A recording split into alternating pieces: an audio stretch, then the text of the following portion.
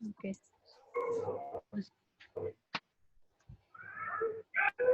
24 participants. There are total 24 participants.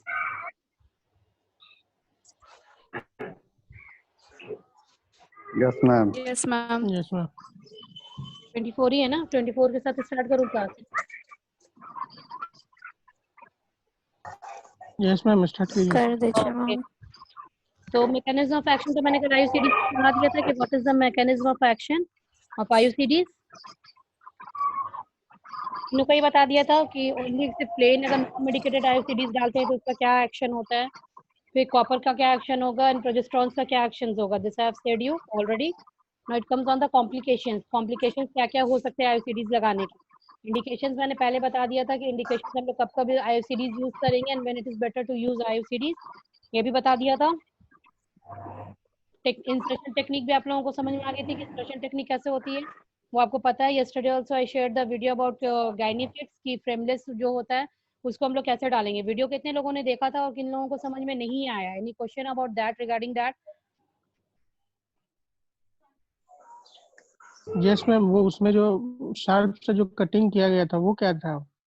That is the जो thread जो video cut तो किया आपने गया भेजा था, था वो जो काटा था ब्लेड से ही काटा था, वो नाइफ से ही उसको कट किए थे. You can use scissor also. वो जो कट किया था, ठीक है, वो आपने रेड कलर का देखा होगा जिसको एलिस से पकड़ा होगा, तो दैट इंडिकेट्स सर्विक्स. वो ऑस है. और उसके बाद जो बल्ब था वो पूरा फंडस की तरह था. उसके बाद आपने देखा होगा कि कैसे उसको स्लोली इंसर्ट करना है. The way it was inserting in the video, उसको उस तक Yes, ma'am. इंसर्ट करके जब फंडस तक पहुंच जाएगा तो उसके बाद आपको थ्रेड कट कर देना है. ओके. मैम कुछ लोग अभी वेटिंग में हैं. थ्रेड का सिग्निफिकेंस भी मैंने बता दिया था. What is the significance of thread in CUT. CUT में ये आपका जो सॉरी जितनी भी आईयूसीडीज हैं उनमें थ्रेड होते हैं, और सारे थ्रेड का क्या इंपॉर्टेंस होता है और क्या वैल्यू होता है वो भी बता दिया था. Clear. Now come let's discuss about the complications की कॉम्प्लिकेशंस इसमें क्या क्या हो सकते हैं. इमीडिएट कॉम्प्लिकेशन क्या क्या होगा. इमीडिएट कॉम्प्लिकेशन ये होगा कि पेशेंट को जब हम लोग लेटाते हैं तो उसको सिनेकोपल अटैक्स आ सकता है. इट्स लाइक कि हम लोग उसको अंडर केटामिन नहीं देते, जो बहुत अनकोऑपरेटिव पेशेंट होती है तो उसी को हम लोग अंडर वो एनेस्थीसिया देना पड़ता है. एनेस्थीसिया मतलब कि उसको बेहोश करना पड़ता है आइदर बाय गिविंग ये गैस एनेस्थीसिया या केटामिन. आप जो भी चीज यूज करना चाहते हैं आप यूज कर सकते हैं, लेकिन जनरली ये 5 मिनट्स का प्रोसेस होता है. तो इस वजह से इट्स बेटर कि एडवाइज्ड होता है कि पेशेंट को आप एनेस्थेटाइज नहीं कीजिए. That will be better. लेकिन जैसे ही हम आईयूसीडी इंसर्ट करते हैं तो क्रैम्प लाइक पेन होगा. This will be immediate. दो चीज होगा, एक रिमोट होगा कि लगाने के बाद उसका क्या नुकसान आ रहा है या क्या कॉम्प्लिकेशंस हो रहे हैं, और लगाने के इमीडिएट मतलब लगाने के दौरान पेशेंट क्या फील कर सकती है. तो सबसे पहले यही होगा कि पेशेंट को पैनिक अटैक्स आ सकता है, कि वो घबरा सकती है कि पता नहीं मेरे साथ क्या हो रहा है, seeing the instruments and all, क्योंकि आप देखते हो कि वहाँ पे नाइफ है. यू डोंट नो, पेशेंट को भी नहीं पता होता कि उसके साथ क्या होने वाला है. तो दैट्स द रीजन कि उनको परेशानी हो सकती है. तो you need to counsel the patient की घबराने की जरूरत नहीं है. जस्ट अ माइनर प्रोसेस, ये 5 मिनट का काम है and nothing will happen to you. तो वो पेशेंट को कॉन्फिडेंस में लेके ही करना होता है. ऐसे नहीं कि आप ऑल ऑफ सडन पेशेंट को कुछ भी ना बताए जाके आप you start doing the procedure. Clear. Yes, ma'am. Partial और कंप्लीट परफोरेशन. पार्शियल मतलब थोड़ा सा, कंप्लीट मतलब पूरा. तो पार्शियल या कंप्लीट परफोरेशन हो सकता है, वो मैंने आपको पहले भी बताया था at the time of classes, जब प्रीवियस क्लासेस में बताया था कि ग्राफिन फॉलिक्यूल्स हम लोग sorry graphene follicles graphene rings जो था वो हम लोग इसलिए नहीं लगाते थे कि अगर कभी परफोरेट करेगा तो उसमें इंटेस्टिन जाके स्ट्रैंगुलेट कर जाएगा, क्योंकि वो रिंग की शक्ल में थी, वो ये था क्लोज था. तो उसमें क्या होगा कि इंटेस्टिन जो हो सकता है कि जाके उसमें फंस सकता है, वो मेंटम उसमें जाके फंस सकता है और पेशेंट को कॉम्प्लिकेशन हो सकता है इन केस अगर वो कैविटी एब्डोमिनल कैविटी में चला गया तब. लेकिन ओपन में क्या होता है कि जब लूप्स होता है, सीयूडीज होता है, आईयूसीडीज होता है, आपने फिगर्स उसका देखा है, you can have that in your mind कि उसमें अगर परफोरेट भी कर गया, एब्डोमेन में अगर चला भी गया तो उसमें आके तो ये बंद फंसेगा नहीं ना इंटेस्टाइन. ये समझ रहे हैं ना आप लोग? No. Yes, ma'am. क्लियर. इसमें तो कोई प्रॉब्लम नहीं है. जी ओके. नहीं. Are you understanding? Yes ma'am. Okay. Your video is still, मुझे लगा पता नहीं वो राजू वाला हाल हो जाता है सबका.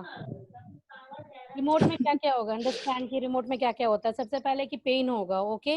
एंड एबनॉर्मल मेंस्ट्रुअल ब्लीडिंग होगी, जो कि मैंने पहले भी आपको बताया था कि दिस इज द इफेक्ट। ऐसा इफेक्ट क्यों होता है? Now tell me, now I ask you the question, क्योंकि मैं बार बार एक ही चीज बहुत बार रिपीट कर चुकी हूँ।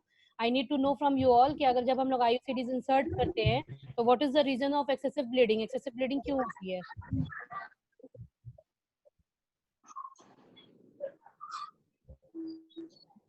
और ये एबनॉर्मल मेंस्ट्रुअल रॉस जो बोल रही हूँ, जो टर्म मेनोराजिया अगर हम लोग यूज करते हैं, तो मेनोराजिया कौन से जनरेशन में ज्यादा कॉज करता है और किस जनरेशन में कम होता है?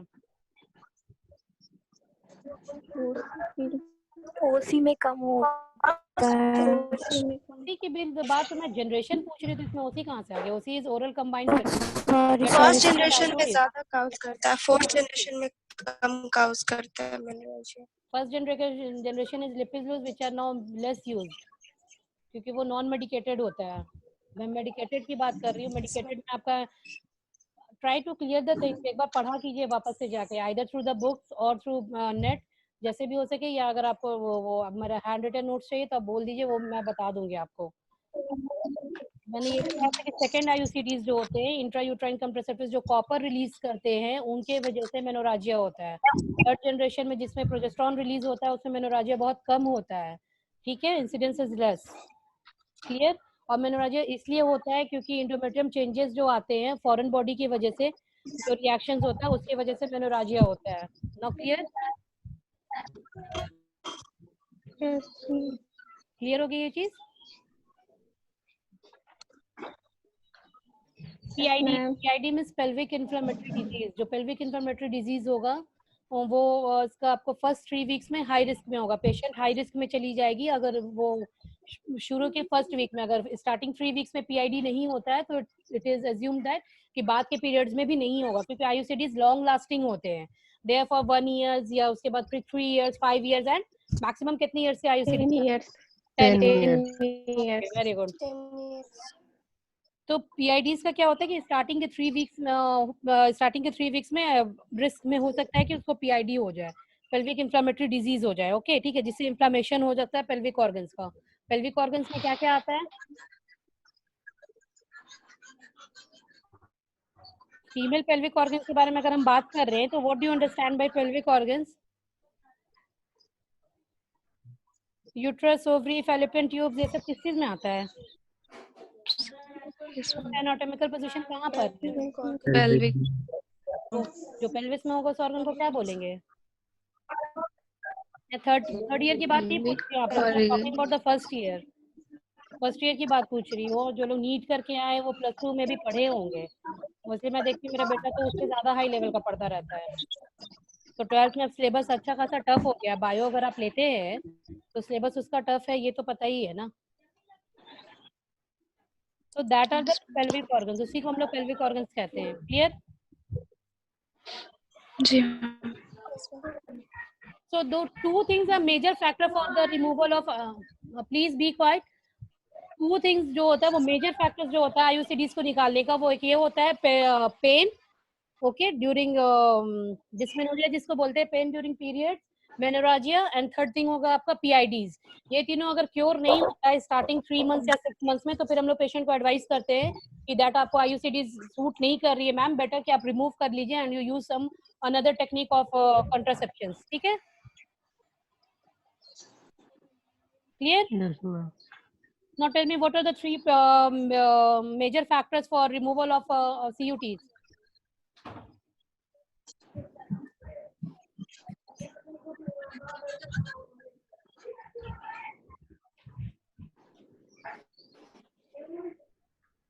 Three main major factors अभी बताया ना। पेन होगा सबसे पहले, दूसरा PID होगा, एबनॉर्मल मेंस्ट्रुअल यूट्राइन ब्लीडिंग होगी, या एबनॉर्मल ब्लीडिंग होगी या यूट्राइन ब्लीडिंग होगी। डिस्मेनोरिया भी जिसको बोल सकते हैं, मेनोराजिया भी जिसको बोल सकते हैं, that's the reason for removal of CUTs। Major factors यही होते हैं। ठीक है?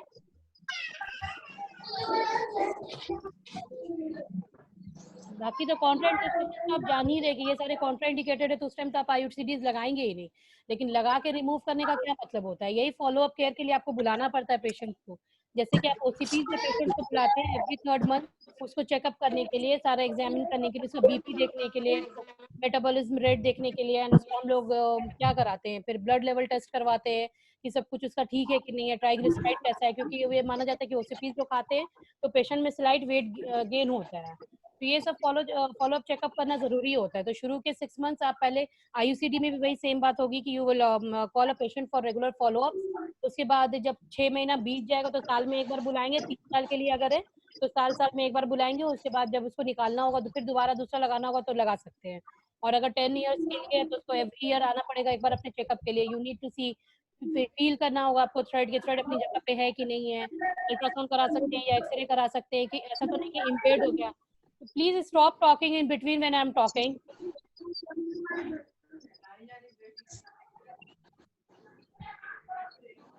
कंटिन्यूअसली आवाज आती रहती है, आवाज आती रहती है, आवाज आती रहती है। मैम कुछ लोग वेटिंग में हैं, उनको ये हाँ मैंने देख लिया, कर लिया, एडमिट कर लिया।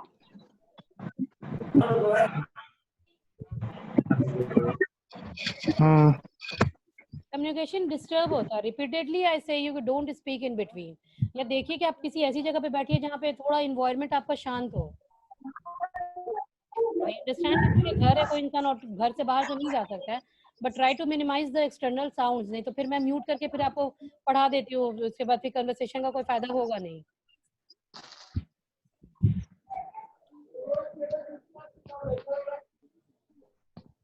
Can I start? Yes. तो what I was saying you about कि इससे कॉम्प्लिकेशंस क्या क्या आ सकते हैं वही बता रही थी। रिमोट कॉम्प्लिकेशंस बता रही थी मैं आपको कि स्पॉन्टेनियस एक्सपल्शंस भी हो सकते हैं। स्पॉन्टेनियस एक्सपल्शन मतलब क्या, कि आपने जैसे ही लगाया उसके 2 दिन 3 दिन या उसी दिन वो बाहर एक्सपेल हो गया। तो ज्यादातर ये चांसेस तब होता है जब हम लोग पोस्टमार्टम जब लगा देते हैं, फौरन डिलीवरी की फौरन बाद लगा देते हैं, तब ये केसेस ज्यादा बढ़ जाता है। ठीक है, लेकिन अगर 6 मंथ्स तक अगर रह गया या माना जाता है तो उसके बाद ये कंटिन्यू करता है फॉर 3 इयर्स, 5 इयर्स और 10 इयर्स रेस्पेक्टिवली। आप जिस तरह का आईयूसीडी है उससे पेशेंट ने यूज किया है या आपने लगाया होगा। सून आफ्टर डिलीवरी या सून आफ्टर सीएस सेक्शन या डिलीवरी के बाद लगाइएगा तो स्पॉन्टेनियस एक्सपल्शन रेट बढ़ जाएगा। क्लियर? कल मैंने आपको पिक्चर शो किया था, इफ यू कैन सी, कि वो मैंने आपको बताया था कि एक्सपल्शन रेट कितना है, प्रेगनेंसी रेट कितना है, वो आपने देखा होगा। इफ यू हैव नोटेड, किसी ने नोट किया था वो चीज? किसी ने नहीं किया था?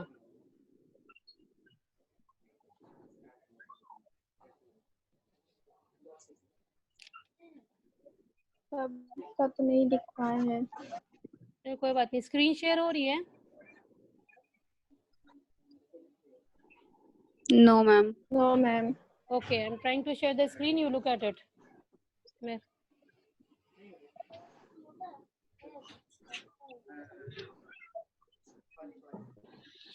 Just a minute.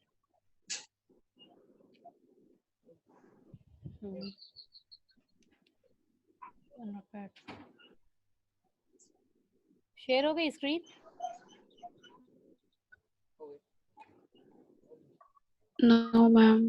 ओके, नहीं हुआ। अच्छा ठीक है, कोई बात नहीं हुआ तो। हेलो हेलो, हाँ जरा सबों को बोल दो कि कल नोटिस आई है कि जो भी एकदम लास्ट तक अगर वीडियो में नहीं रहेंगे तो उनको अटेंडेंस नहीं बनाना है, एब्सेंट कर देना है।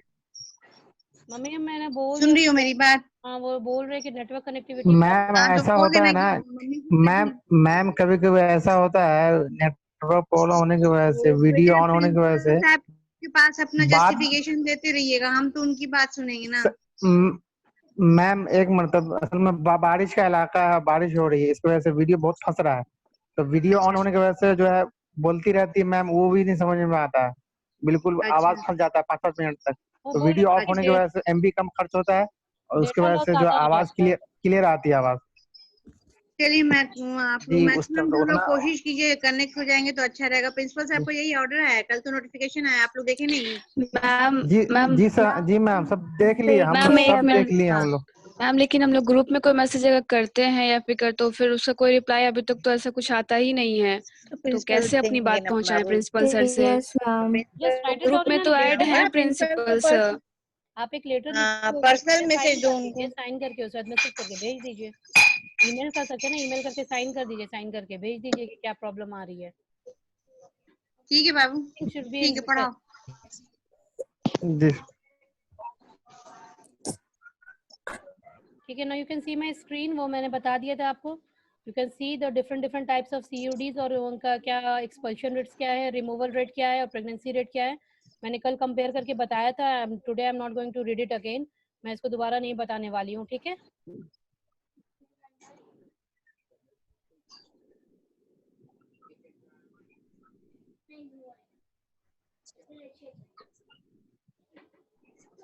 Clear? Now listen what I am saying, आप बाद में नोट डाउन कर लीजिएगा। टेक द स्क्रीनशॉट, अब स्क्रीनशॉट ले लीजिए, अब नोट डाउन बाद में कर लेना। And the third thing is that high rate of ectopic pregnancy, pregnancy का जो वो होता है वो हाई रेट हो जाता है, वो मैंने बताया था आपको कि IUCDs में एक्टोपिक प्रेगनेंसी हाई इसलिए हो जाती है क्योंकि IUCD क्या करता है, what is the use of IUCD, वो क्या करता है, अगेंस्ट फर्टिलाइजेशन काम करता है, यू नो दिस। तो इम्प्लांटेशन के लिए वो वैसा ये करता नहीं है, क्या इन्वायरमेंट क्रिएट नहीं करने देता है एंडोमेट्रियम में या यूट्रस में कि इम्प्लांटेशन हो। तो दैट इज द रीजन कि कभी कभी अगर फर्टिलाइज कर जाता है तो मोस्ट ऑफ देम थिंग्स कहाँ पे फर्टिलाइज करेगा, आपका एम्पुला में, जहाँ पे वो फर्टिलाइजेशन में ये क्या कंसेप्शन जहाँ पे हुआ है वहीं पे फर्टिलाइजेशन स्टार्ट हो जाता है। That is the reason, that is called ectopic pregnancy. तो most of the ectopic pregnancy is done into, मैंने आपको बताया था कि 80% ऑफ एक्टोपिक प्रेगनेंसी कहाँ पे होती है, व्हाट इज द रीजन? समझ में नहीं, एम्पुलर में भी होता है, उसे एम्पुला में होता है, बोला। एम्पुला। हाँ, तो जितने भी गर्ल्स गैंग है जिसने बोला है दे आर करेक्ट। एम्पुला में होता है, स्टमक में भी होता है, लेकिन वो कम होता है। 80% मैंने पूछा था, मैंने ये नहीं पूछा था कि कहाँ कहाँ पे होता है। 80% एम्पुला में होता है। क्यों होता है? क्योंकि ऑब्वियसली IUCD तो आपका यूट्रस में डाला हुआ है, तो वो एंटी फर्टिलाइजेशन का काम कर रहा है, तो कभी कभी एक फर्टिलाइज करके वहां चला जाता है। तो दैट इज द रीजन ये कॉन्ट्राइंडिकेटेड है, कॉम्प्लिकेशन भी है और कॉन्ट्राइंडिकेटेड भी है कि अगर patient was having a history of ectopic pregnancy तो आप बेटर है कि आप उनको बोलिए कि आप OCPs खाइए, ज्यादा बेटर होगा। आप IUCDs मत लगाइए क्योंकि एक्टोपिक प्रेगनेंसी के चांसेस बढ़ जाते हैं। This is in the second generation जो ज्यादातर लोग लगाते हैं। सेकंड जनरेशन वाले IUCDs जो होते हैं वो कंपैरेटिवली आपके लेस ये होते हैं, चीप होते हैं। दैट्स द रीजन अभी थर्ड जनरेशन वाले लोग अभी कम यूज करते हैं, ठीक है।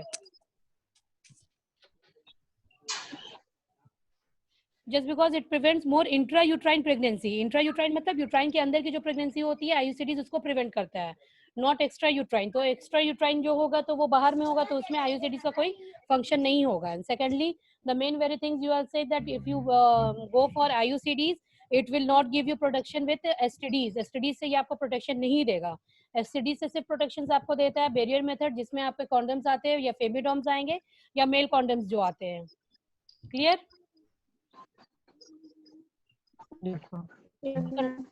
तो बहुत लोगों का ऐसा मानना है या जनरल जिसको बोलते हैं धारणा या assumptions है कि हम IUCDs यूज कर रहे हैं तो हो सकता है कि हम सेफ फ्रॉम STDs ऑल्सो। तो ऐसा नहीं होगा। STDs सेक्सुअली ट्रांसमिटेड डिजीज को बोलते हैं।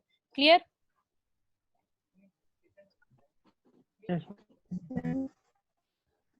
Okay, it may be embedded. इसका एक और कॉम्प्लिकेशन क्या है, इम्बेड कर जाना। इम्बेड करना के मतलब क्या, विद द ग्रोइंग टाइम, जैसे कि यूट्राइन मसल्स अपने आप को ग्रो करता है तो यूट्रस भी